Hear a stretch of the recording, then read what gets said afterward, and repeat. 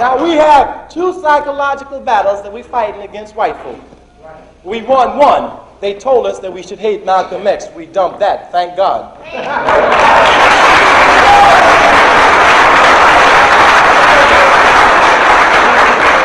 Now the second battle that we're now fighting is whether or not we will have the right to use the terms to decide how our movement is going to go. They don't want us to use black power. I got news for them.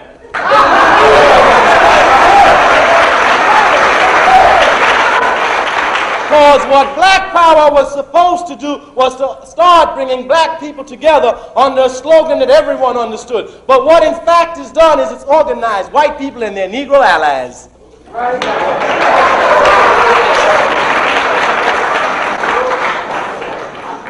Now, we have to talk about the rebellion in Chicago. And we have to say, you see, Richard Daley, baby, don't you put none of our boys in jail and charge them with treason, because you deserve to be charged with treason. You deserve to be charged with treason, because anytime you force people to live that way, you deserve to be charged with treason. You are guilty, not us. You are guilty. Yes, we have to start putting the blame where it belongs. We got to stop saying we lazy, because, baby, it's our sweat that built this country while they ride around in it.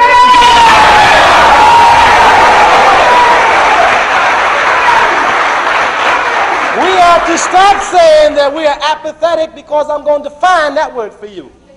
Apathy means that you won't work on a program that I tell you will help you.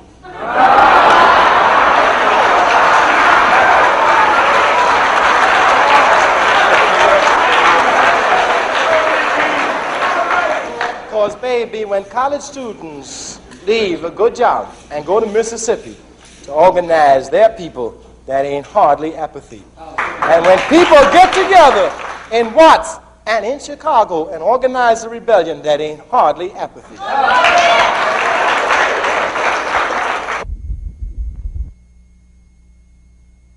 Now, these liberal congressmen got up the other day on television and they said to the North Vietnamese, now listen, fellas, we have been for you all the time, but now if you mess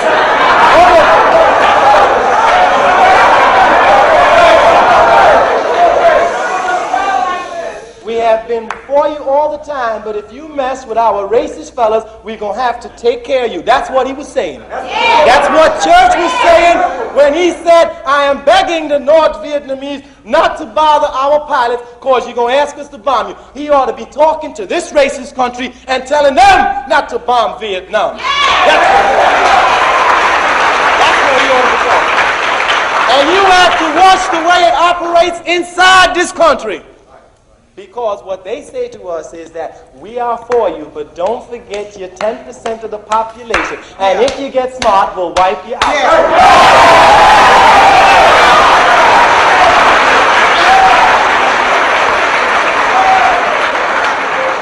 Now, if we talk about true equality, then we have to move to a position where we can define.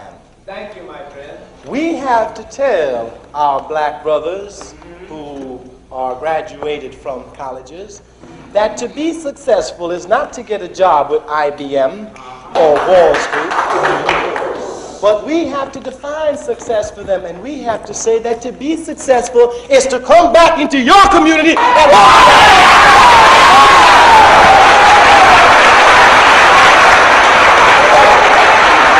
not only in this country, but across the world. Now, there have been a group of so-called liberal congressmen who've been opposing the war in Vietnam. Notice they call it the war in Vietnam. Now, it seems that this country, on their side, has started to drop bombs on the Vietnamese in Hanoi. And what the Vietnamese said is that when we catch your pilots, we're going to hold them in our court, not your court, our court.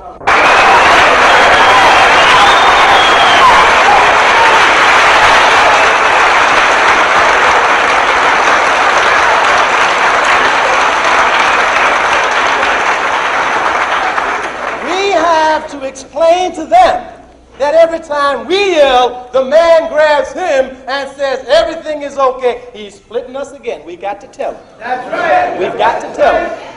And we have to say to him that, baby, Ralph Bunch may make $1,000, but the food he eats don't feed my belly. So he is not helping his race. He is helping their race. We're going to start to define and face their own lies. Yes, the lies that they talk about. Amen. Miss Simone says something very significant in her song, Mississippi Goddamn. She says, this country is built on lies. They told you and me that if we worked hard and if we sweated, that we would succeed and become rich. And if that were true, I tell you, we would own this country. I tell you, we would own this country. We have to tell them that Rockefeller ain't never lifted a finger in his life, and neither did Bobby Kennedy. And neither did Bobby Kennedy. And the reason that we are the way we are is because they did it, not we ourselves. We are not inherently bad. You have oppressed us. You went to Africa with the Bible. We had the land. When you left Africa, you had the land and we had the Bible.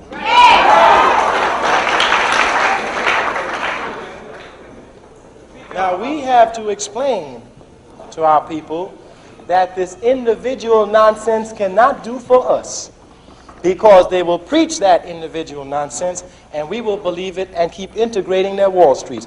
We have to make a new slogan: one people, one voice. And we have to move as a people in our neighborhood to control. We have to stop reacting and we have to become aggressive. We can no longer stand up and beg anybody for a victory or a concession.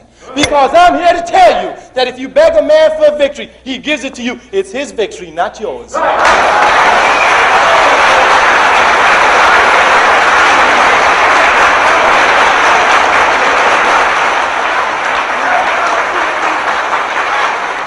have to decide where the battleground is going to be, how the war is going to be waged, and when we win the victory, remember, to the victor belongs the spoil, and we're going to take it all.